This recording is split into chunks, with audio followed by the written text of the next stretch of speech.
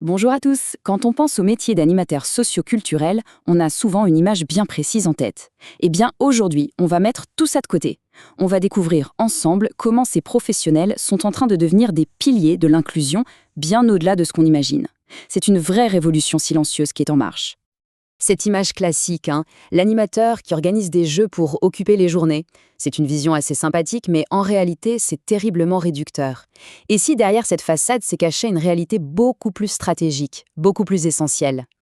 Parce que la réalité, elle est bien plus profonde. On est loin, très loin du simple organisateur. En fait, on parle ici d'un véritable architecte social. Sa mission, c'est de construire des ponts là où il y a des barrières, qu'elles soient physiques, cognitives ou sociales. Allez, première étape, on va tout de suite au-delà des idées reçues. On va déconstruire cette image un peu vieillotte pour révéler la véritable stratégie qui anime ce métier aujourd'hui. Absolument rien n'est laissé au hasard, tout commence par une évaluation très fine des capacités et des envies de chaque personne. À partir de là, un plan est bâti pour stimuler à la fois le corps, l'esprit, mais aussi les liens sociaux. Et la clé du succès, c'est la coordination avec les soignants, les thérapeutes, et surtout, cette capacité à tout réajuster en permanence. C'est un cycle d'amélioration continue centré sur la personne. Ce témoignage de Marie, il est très parlant. Il ne s'agit pas de suivre un programme rigide, pas du tout. Il s'agit de faire preuve d'une empathie et d'une flexibilité incroyable. Savoir lire l'ambiance d'un groupe et pivoter en un instant, c'est là que réside la véritable expertise. Et attention, ce n'est pas juste une impression, c'est une vision qui est partagée et validée au plus haut niveau. D'après l'ANESM, l'organisme qui évalue la qualité des établissements, près des 3/4 des structures considèrent l'animation comme un levier prioritaire pour la qualité de vie. Ce n'est plus une option, c'est devenu une nécessité reconnue. Passons maintenant à la manière dont ces activités sont pensées. Parce que derrière chaque atelier, chaque moment partagé, il y a une méthodologie professionnelle bien réelle. Le concept central, c'est celui d'activité adaptée. L'objectif n'est pas seulement de divertir, mais bien de concevoir des programmes qui ont une visée thérapeutique. Le maître mot, c'est méthodologie. On quitte le domaine de l'intuition pour entrer dans une approche rigoureuse, presque scientifique. Alors concrètement, comment ça se traduit? Eh bien, grâce à des grilles d'évaluation précises, l'animateur personnalise complètement son approche. Une personne autonome pourra se lancer dans un projet complexe, sur le long terme. Pour une personne plus dépendante, on misera plutôt sur des stimulations sensorielles très ciblées. C'est du sur-mesure, où chaque intervention est pensée et justifiée. Ce qui est vraiment fascinant, et Jean-Paul le souligne très bien, c'est l'intégration de la technologie et des approches multisensorielles. On ne parle plus seulement d'écouter de la musique, mais de la ressentir par des vibrations, de la visualiser avec des couleurs. La technologie permet d'inclure activement des personnes avec des handicaps très sévères. Bien sûr, ce métier est loin d'être un long fleuve tranquille.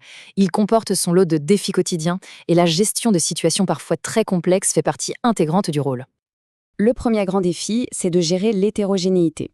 Dans un même groupe, on peut avoir des personnes avec des capacités, des besoins, des personnalités complètement différentes. L'objectif, c'est de transformer ce qui pourrait être un patchwork un peu chaotique en une dynamique de groupe positive et cohérente.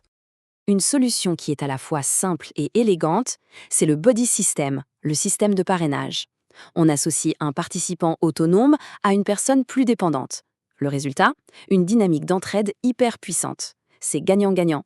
L'un se sent soutenu et l'autre voit son estime de soi grimper en flèche grâce à ce rôle valorisant.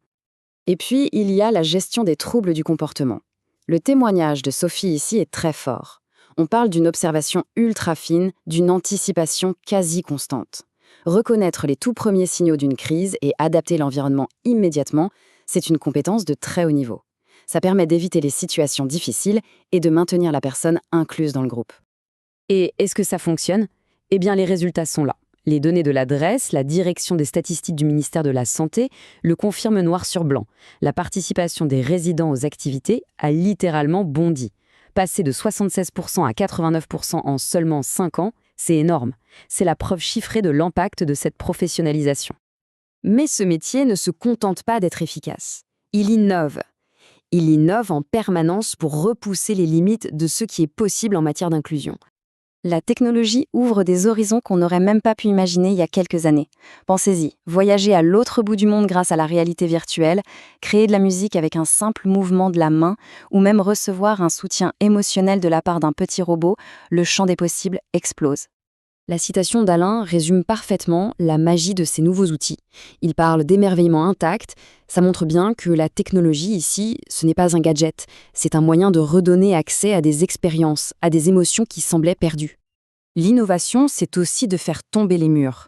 Grâce à des partenariats audacieux avec des institutions prestigieuses comme le Louvre par exemple, les foyers de vie ne sont plus des lieux isolés, ils deviennent de véritables carrefours culturels. L'art s'invite, adapté à chaque handicap, pour que personne ne soit laissé sur le côté. Tout ce qu'on vient de voir nous amène à une conclusion assez évidente. Ce métier est en pleine mutation. Il gagne chaque jour en complexité et en reconnaissance. L'évolution est frappante. On passe d'une vision de simple divertissement à la reconnaissance de l'animation comme un outil thérapeutique à part entière qui est au cœur du projet de vie des résidents. Et forcément, le profil de compétences a radicalement changé. On ne parle plus seulement de créativité. On parle maintenant de psychologie positive, de neurosciences cognitives, de maîtrise des technologies d'assistance et de solides compétences en gestion de projet. Le métier s'est professionnalisé à un niveau spectaculaire. Alors on termine avec cette question. Au vu de sa capacité à s'adapter, à innover, à placer l'humain au centre de tout en utilisant une méthodologie rigoureuse, ne serait-on pas en train de sous-estimer la puissance de ce métier ? Et si, finalement, l'animation était bien plus qu'une profession, mais une des clés fondamentales pour construire la société vraiment inclusive de demain ?